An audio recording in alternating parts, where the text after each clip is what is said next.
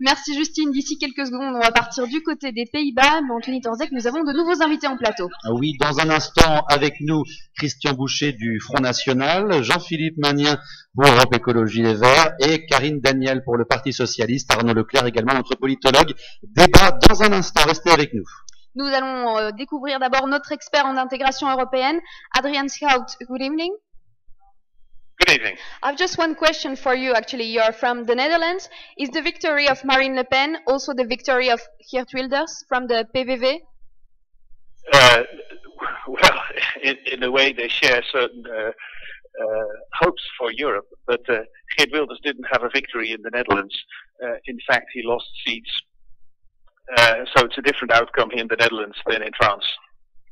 Okay, thank you very much for this analysis. Donc, en deux mots, ce que nous disait Adrian Schout, c'est que la victoire de Marine Le Pen, en un mot, peut être partagée par Geert Wilders du Parti pour la Liberté, mais que du côté des Pays-Bas, il a perdu des voix et donc, en quelque sorte, il a perdu aux Pays-Bas. Débat donc avec nos politiques ici pour commenter ces résultats des élections européennes. Nous vous donnerons également dans un instant les résultats également sur la région ouest, car nous pourrons les donner donc dans quelques minutes. Christian Boucher, bonsoir, merci d'être avec nous. Vous êtes le représentant du Front National. Approchez-vous bien du micro. Première réaction à chaud, j'allais dire, à ce résultat du Front National pour ces élections européennes. Écoutez, une immense satisfaction. J'arrive de notre permanence électorale, nous n'avons pas eu assez de champagne. Combien de bouteilles? Écoutez, je ne sais pas, c'est pas moi qui m'en occupais, mais je sais qu'on m'a dit, il y en a. Voilà. Donc c'est ça la première satisfaction, c'est qu'on n'a plus beaucoup de champagne au Front National ce soir. Une situation contrastée quand même au niveau européen, c'est la victoire du Front National en France. C'est pas la victoire des partis, entre guillemets, je mets les guillemets, d'extrême droite sur les autres pays européens. Écoutez, la réussite des partis d'extrême droite m'indiffère complètement puisque je ne suis pas d'extrême droite. Bon. Voilà. Donc vous me parleriez alors, de la vie de en gauche, je me sentirais pas plus concerné. Je me sens pas non plus concerné par les résultats de la droite. Je me sens concerné par les résultats des populistes, des partis patriotes, des partis qui défendent leur peuple et leur nation. Qui n'ont pas eu des scores aussi importants que Marine Le Pen en France. Écoutez, il me semble que dans certains pays, les scores ne soient pas si mauvais. J'ai cru voir que le FPO avait eu des bons scores. J'ai vu en Allemagne aussi l'apparition de l'AFP qui n'existait pas avant, qui a fait des scores ma foi tout à fait honnêtes. Hein.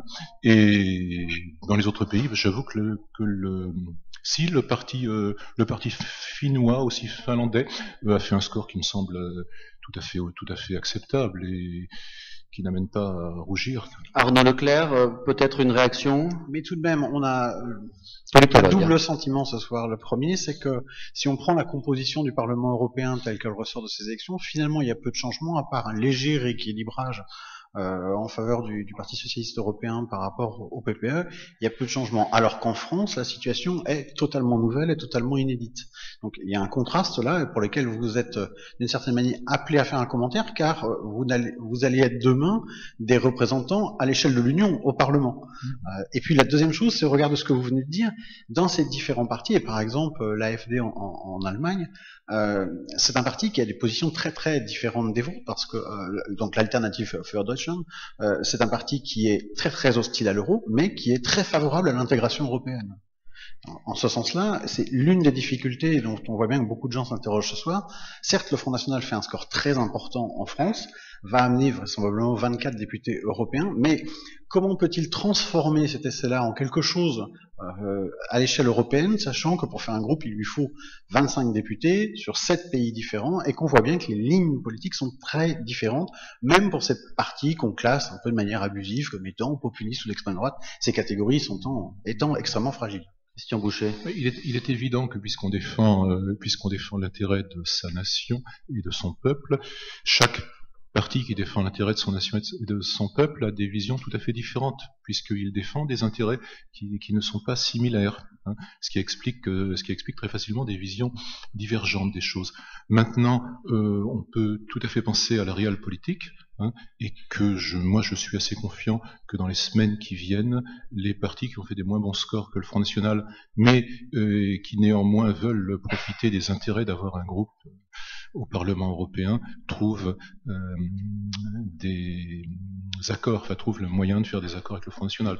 Ça me semble quelque chose qui ne serait pas trop difficile à faire. Ces eurodéputés du Front National qui ont été élus ce soir, sont-ils des eurosceptiques ou des europhobes? Ce sont des patriotes français. Sont-ils eurosceptiques ou europhobes? Puisqu'ils sont patriotes français, ils sont opposés, tout à fait opposés à l'Union européenne. Hein. Par contre, ils se sentent européens. Donc ils vont tout faire pour continuer à limiter l'importance de cette Union européenne. Ah mais tout à fait. Peut-être casser la marche? Tout à fait, tout à fait. Vous l'assumez pleinement? Tout à fait, oui, tout à fait. Sans aucun problème. Ben non, pourquoi devrais-je en avoir? Peut-être, effectivement, c'est en tout cas votre ligne politique. C'est l'Europe, comment vous allez vous y prendre? Eh bien, écoutez, bon, déjà, je n'appartiens pas à la direction du Front National, donc je n'ai pas des idées. Ces choses-là sont décidées par d'autres personnes que moi. Donc, je suis incapable de vous donner la stratégie que vont utiliser nos dirigeants, comprendre nos dirigeants. Mais il me semble que un certain nombre de techniques d'obstruction sont tout à fait envisageables. Hein. Et de dynamitage par l'intérieur, je ne pense pas que ça soit exclu non plus. Jean-Philippe Magnin, vous représentez ici Europe Écologie Les Verts, avec sur le plan national, on va peut-être reprendre les chiffres, hein, si vous voulez bien, Arnaud Leclerc, une baisse des votes d'Europe Écologie Les Verts entre 2009 et 2014, assez considérable quand même. Je crois qu'on passe de 15-16% à 9%, c'est cela? Un échec pour Europe Écologie Les Verts? Non, enfin, je pense pas d'ailleurs que ce qui s'est passé ce soir amène un commentaire partisan de l'analyse de ses propres résultats, puisqu'on retrouve en fait sur les différentes élections européennes, à part 2009, la moyenne des scores écologistes sur les scrutins européens.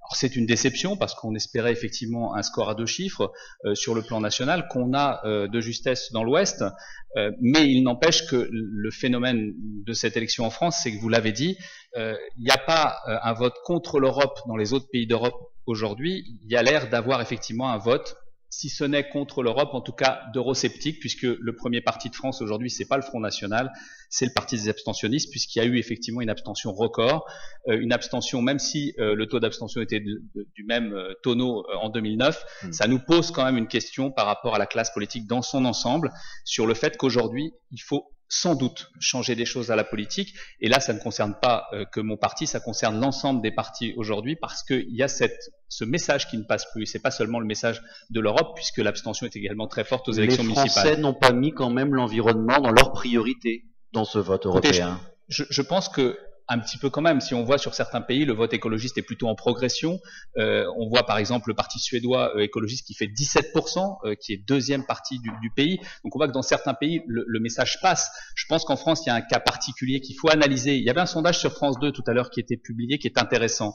Les gens voulaient un renforcement du sentiment national, donc on retrouve là les idées du Front National, mais en même temps, l'autre partie du sondage, c'était ils ne veulent pas quitter l'Union européenne. On voit bien le paradoxe du Front National aujourd'hui, c'est-à-dire que les gens, effectivement, le pari était de dire la peur de l'autre, la peur de l'Europe, la peur de l'extérieur des frontières est plutôt gagnée malheureusement, et nous le déplorons ce soir par la pensée du Front National, mais au-delà de ça, la grande majorité des Français veulent rester dans l'Union européenne. Donc il faudra qu'ils nous expliquent au Front National comment ils vont réussir leur équation. Je vous rappelle qu'ici, il y a plus d'une semaine, votre représentant, M. Boucher, disait qu'il voulait aller au Parlement européen pour détruire l'Union européenne. Vous venez de dire la même chose. Donc vous allez dire aux électeurs, vous allez dire aux citoyens que vous venez d'avoir un score considérable aux élections européennes et que vos députés européens vont aller à l'Union européenne pour la détruire. Eh bien, je trouve que c'est ça qui est le plus grave aujourd'hui. Christian Boucher, pour mieux comprendre justement ce vote du Front National, vos électeurs aujourd'hui veulent ce dynamitage, pour reprendre votre expression, de l'Europe? Je présume, sinon ils n'auraient pas voté pour nous.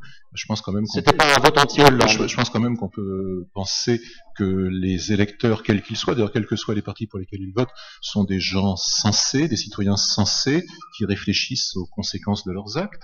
Hein, et oui, c'est un vote anti-européen avant d'être un vote de sanction du gouvernement français. Selon vous.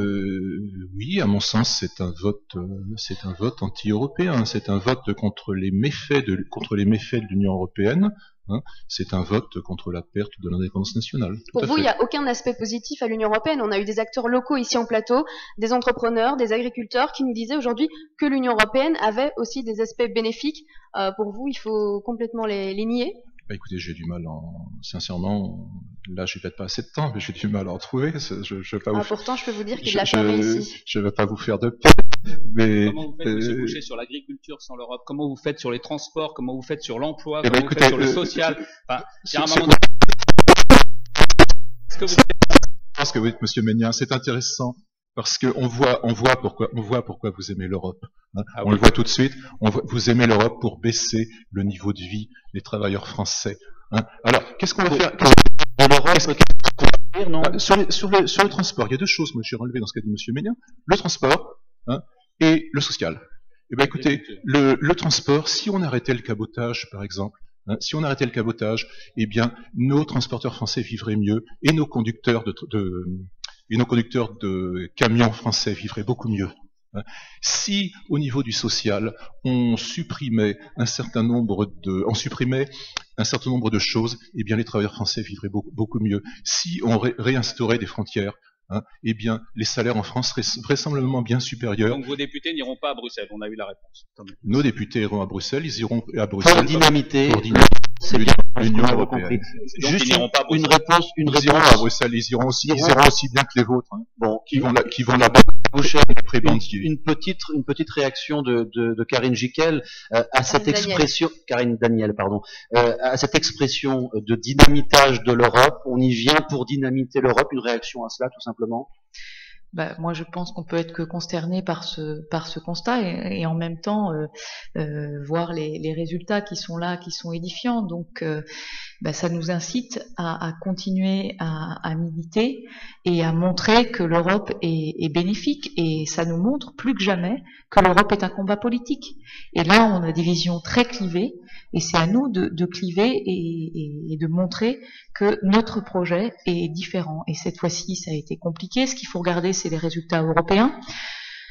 Le rapport de force entre le PSE et le PPE tente à se rééquilibrer parce qu'il faut savoir dire qui fera la politique européenne demain et qui seront les forces qui construiront l'Union européenne. Une question nationale quand même, c'est le deuxième désaveu pour le gouvernement après les municipales, après les européennes. Est-ce qu'il faut un nouveau changement de cap? Alors, moi, j'ai fait campagne sur le plan européen et j'analyse les résultats sur le plan européen. Et je pense que le gouvernement réagira et le président de la République réagiront en tant que dirigeants politiques nationaux. Et ce sera bien leur devoir de le faire dans un délai rapproché.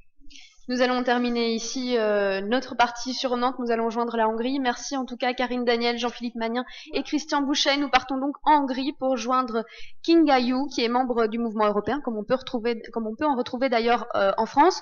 Good evening. Hello, good evening. I've just one question. You're in Hungary. Is the victory of the right wing at the head of the European Parliament also the victory of Viktor Orban? Yes, well, tonight we have a victory of the present ruling political power, Fidesz, which is the party of Viktor Orban. This, I would say, is the Conservative Party in Hungary, which is also a member of the European People's Party. At the moment, it seems that they have 12 seats out of the 21 seats Hungary has in the European Parliament. Thank you very much, Kinga Yu. Thank you. Thank you. Donc, ce que Kinga Yu nous expliquait, c'est qu'en effet, le Fidesz se retrouverait le premier parti du côté aussi de la Hongrie. C'est actuellement le parti donc de Viktor Orban qui est à la tête du pays. Nous allons redonner la parole à Justine Coran à Bruxelles avant de nous retrouver pour un dernier petit mot de clôture à Nantes.